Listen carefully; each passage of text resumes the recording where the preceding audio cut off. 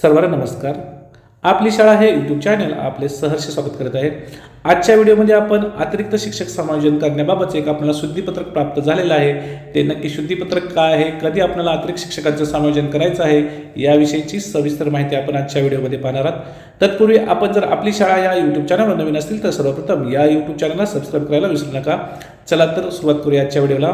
पहा, शिक्षण संचालनालय माध्यमिक उच्च माध्यमिक यांचं 20 फेब्रुवारी 2026 हे पत्र आहे आणि या पत्राचा विषय आहे सन 2025-26च्या संच मान्यतेनुसार अतिरिक्त शिक्षक समायोजनाबाबत। तर या पत्राचा विषय दिलेला आहे। पहा, तर सन 2025-26 मध्ये जे संच मान्यता होणार आहे त्यानुसार आपल्याला अतिरिक्त ठरणाऱ्या शिक्षकाचं समायोजन करायचं आहे। तर आता या पत्रामध्ये काय सांगितलं आहे ते आपण सविस्तर माहिती पाहूया। त्यासाठी आपल्याला संदर्भ 1, 2, 3 या ठिकाणी दिलेले आहेत, ते देखील आपण पाहायचे आहेत। पहा, उपरोक्त विषयाच्या अनुषंगाने संचालनाचे संदर्भ क्रमांक 3 दिनांक 4 फेब्रुवारी 2026च्या पत्रान्वये सन 2025-26च्या संच मान्यतेनुसार रिक्त व अतिरिक्त पदाची पडताळणी करून अतिरिक्त ठरणाऱ्या शिक्षकाचे समायोजनाच्या कार्यवाहीबाबत वेळापत्रक निर्गमित करण्यात आले आहे। आपल्या सर्वांना माहित आहे 4 फेब्रुवारी 2026 ला एक पत्र प्राप्त झालं होतं आणि त्या पत्रानुसार सन 2025-26 मध्ये संच मान्यतेनुसार जे रिक्त किंवा अतिरिक्त पद होणार होते त्या सर्व अतिरिक्त ठरणाऱ्या शिक्षकाचे समायोजन करण्याबाबतची कारवाई आपल्याला करण्यासाठी पत्र प्राप्त झालं होतं आणि वेळापत्रक देखील आपल्याला मिळालं होतं। तर आता या पत्रामध्ये पहा काय बदल केलेला आहे।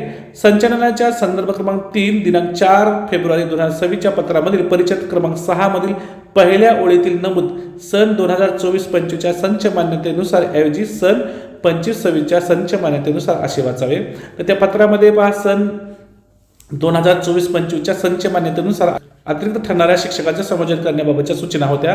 तर त्यामध्ये आता बदल केलेला आहे। त्या पत्राचं एक शुद्धीपत्रक निघालेलं आहे। तो बदल असा आहे, सन 2024-25च्या संच मान्यतेनुसार ऐवजी आता सन 2025-26च्या संच मान्यतेनुसार असे वाचावे।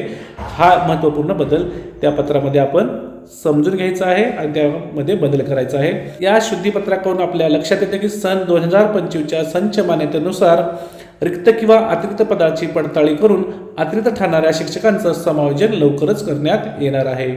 तर आजच्या व्हिडिओमध्ये आपण सन 2025-26च्या संच मान्यतेनुसार अतिरिक्त शिक्षकाच्या समायोजनाबाबत जे शुद्धीपत्रक प्राप्त झालेलं आहे त्याविषयीची माहिती पाहिली।